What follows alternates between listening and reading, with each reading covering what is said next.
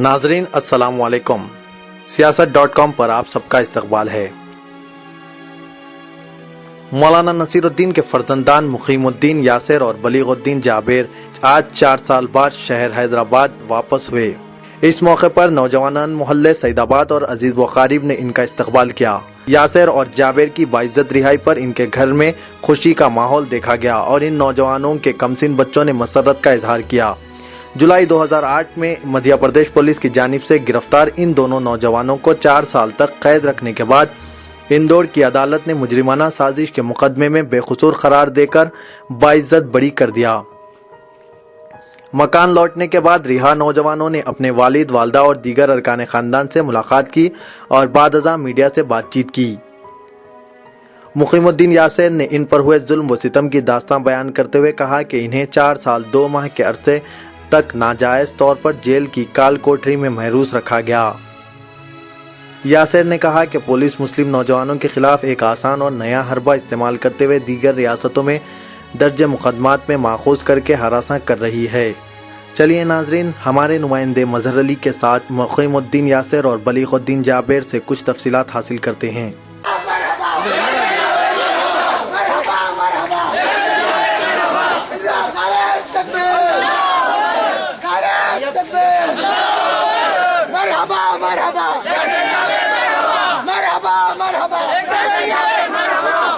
बिस्मिल्लाहिर्रहमानिर्रहीम। सबसे पहले मैं अल्लाह ताला की तारीफ़ बयान करता हूँ जिसने हमसे इस गम को दूर किया। अल्हम्दुलिल्लाहिल्लज़ी अज़हब अन्नल हज़न। आज से 4 साल 2 महीने पहले जो वाक़या हमारे साथ हुआ था और जो यहाँ से हैदराबाद से गिरफ़्तारी हुई थी और जो इल्ज़ामात लगाकर यहाँ से हमें ले जाया गया था, उसके बारे में वजाहत करने का मुझे आज 4 साल के बाद मौका मिला है, तो मैं अपना तर्क रखना चाहता हूँ। सबसे पहले तो ये कि जुलाई के जिस महीने में 2008 में मुझे यहाँ से गिरफ़्तार किया गया, तो मैं अपने कारखाने से इशा की नमाज़ पढ़ के वापस आ रहा था। रास्ते में गांधी भवन के पास से मुझे 2 पुलिस वालों ने अपनी गाड़ी पे से किडनैप कर लिया। फिर मुझे इलीगल डिटेंशन करके बहुत तकलीफ़ें दी गई, अज़ियतें दी गई। उसके बाद कोर्ट में पेश किया गया और मैंने जज के सामने अपनी मारों के निशान बताए। उसके बाद जज ने मुझे डॉक्टर के पास जो है ट्रीटमेंट के लिए लिखा और जेल भेज दिया। जेल भेजने के 10 दिन बाद मुझे फिर एक दूसरे केस में एक मरतबा और उलझाया गया, जो 2004 का एक पुराना केस है। फिर उस केस में उलझाने के बावजूद भी पुलिस को बस नहीं हुआ और वो चाहती थी कि मौलाना नसीरुद्दीन के फर्जंदों को उलझाए और जो है उसके ज़रिए से मौलाना नसीरुद्दीन को भी तकलीफ़ पहुँचाए। लिहाजा उन्होंने एक नई पॉलिसी चली, जो पुलिस की आजकल की सबसे कामयाब पॉलिसी है, जो मुस्लिम नौजवानों को हिरासा करने के लिए, उन्हें तोड़ने के लिए और उन्हें पस्त हौसला और पस्त हिम्मत करने के लिए किसी दूसरे स्टेट में उनको मुलविस किया जाए और वहाँ पे उनको जो है शिफ्ट गिरफ्तारी के नाम पे भेजा जाए और वहाँ पे उनका, ताकि कोई उनकी बोलचाल बदल जाए और उनका कोई पुरसान हाल ना हो, उनके घर वाले मुलाकात ना कर सकें और आदमी जो है और उनका कोई केस भी नहीं लड़ पाए। ऐसे राज्यों में और ऐसे स्टेट्स में उनको भेजने की एक ज़बरदस्त पॉलिसी यहाँ की इंतज़ामिया की तरफ से चल रही है। वही हथकंडा हमारे साथ अपनाया गया। फिर हमें मध्य प्रदेश, जिस स्टेट में हम कभी गए नहीं थे, न जिस स्टेट के अजला के और डिस्ट्रिक्ट के नाम तक हम जानते थे, वहाँ पे हमको एक सरासर झूठे केस में उलझाया गया। न सिर्फ उलझाया गया बल्कि वहाँ पे हमारे साथ जो मामलात हुए हैं, एक तो हमें झूठे केस में उलझाया गया, फिर दूसरे हमारी सुप्रीम कोर्ट से भी ज़मानत खारिज कर दी गई, तीसरे हमारे वकीलों का मुँह पे कालिक पोती गई और उनको वहाँ पर केस भी लड़ने नहीं दिया गया। फिर तीसरे हमारे साथ जेल में जो मामलात हुए हैं, वहाँ का सुपरिटेंडेंट ये कहता है, जिसका नाम सोम कुंवर है, उस सुपरिटेंडेंट ने यह कहा कि तुम लोग देश के बागी हो, देश के गद्दार हो और तुम्हें 50 मरतबा भी फांसी कर दी जाए तो कम है। तो जबकि हमारे केस का कोई फ़ैसला नहीं हुआ है, आज फैसले के बाद हम आपके सामने खड़े हैं कि यहाँ की अदालतें भी हमको दोषी नहीं पाती हैं। उसके बावजूद इंतज़ामिया की तरफ से इस तरह का हैरासमेंट किया जाना, ये एक बहुत बुरी अलामत है और ये बहुत इस देश के लिए और इस मुल्क के लिए बहुत ख़तरनाक और संगीन नताइज जो है सामने लाने के मुतरादिफ है। फिर दूसरी बात, हमारे साथ जो जेलों में हुआ, हमें वहाँ पे जिस तरह रखा गया, अगर मैं आपको सुनाऊँ तो शायद आपको यकीन ना आए।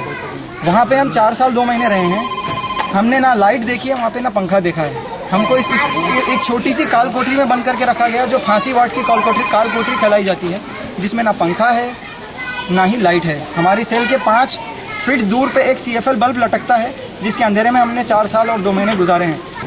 आप लोगों का यहाँ पर आने का मैं शुक्रिया अदा करता हूँ। 4 सालों में ऐसे कितने मुस्लिम नौजवान को आप हजरत यहाँ पर जेल में देख चुके हैं जो हमारे साथ जो मध्य प्रदेश की जेलों में, सिर्फ इंदौर जेल के अंदर हमने तकरीबन 46 लड़कों को जो है आते हुए और दूसरी जेलों में ट्रांसफ़र जाते हुए देखा है। वहाँ पे जो है लोगों को एक साथ भी नहीं रखा जाता है। जेलों में इतनी ज़्यादा बदइंतज़ामी है, इंतज़ामात की कमी है। 1200 लोगों की कैपेसिटी है इंदौर सेंट्रल जेल की, जिसमें 2700 बंदी हैं। ब्रेड की तरह उनको स्लाइस की तरह सुलाया जाता है।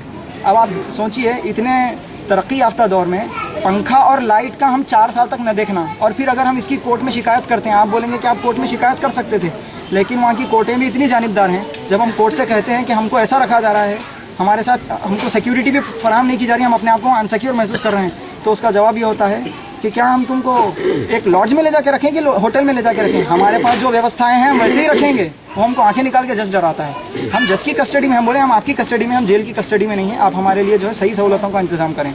हम साउथ इंडियन से, हमको हमारे उस हिसाब से खाना दिया जाए, लेकिन हमारी किसी भी चीज़ को वहाँ पर माना नहीं गया। करीब 2 साल तक हमको बहुत ज़्यादा वहाँ पर अजियतें दी गई, समझिए आप, जहनी तौर पर और जिस्मानी तौर पर भी। शुरू के 2 महीने तो हम 24 घंटे मुसलसल उस काल कोठरी में बंद रहे। सिर्फ नहाने के लिए एक आदमी को निकाला जाता, फिर नहा के बंद कर दिया जाता।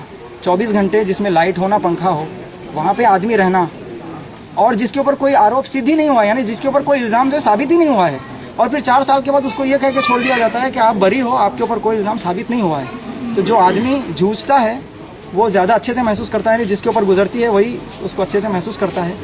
वैसे आप लोग मीडिया वाले लोगों की सब चीज़ें देखते रहते हैं, तो आप लोगों को भी कुछ इसका एहसास रहता है। आप मेरे इस एहसास को लोगों तक पहुँचाएँ। आप इतने साल बाद अपने घर लौटे हैं, तो कैसा महसूस करते हैं? ये आज़माइश तो अल्लाह की तरफ से थी, खुशी जो है अल्लाह की तरफ से है कि अल्लाह ताला ने हमसे गम दूर किया, तो इंशाल्लाह अल्लाह ताला उसका अजर देगा, और अल्लाह ताला इंशाल्लाह उसका अजर देगा। और बस ये मेरे लड़कों को गिरफ्तार करो कि पूरे हिंदुस्तान के शहर के मुसलमान नौजवानों को डराना चाहा गया, खौफजदा करने की कोशिश है। ऐ मुसलमान नौजवानों, आप इस तरह के जेल में जाने की वजह से खौफजदा नहीं होना। डरने के लायक एक ज़ात है, वो अल्लाह की ज़ात है। दूसरी बात यह है कि ये मुसलमान हमारे बच्चे जो जेल से छूट के आ गए हैं, खुशी की वजह से हमारे गली में लोग उभड़ पड़े हैं। ये पुलिस के लिए मैसेज है कि मुसलमान कौम कोई जेल में जाने से डरने वाले नहीं है, आए तो उसको फूल पिलाने के लिए तैयार है लोग।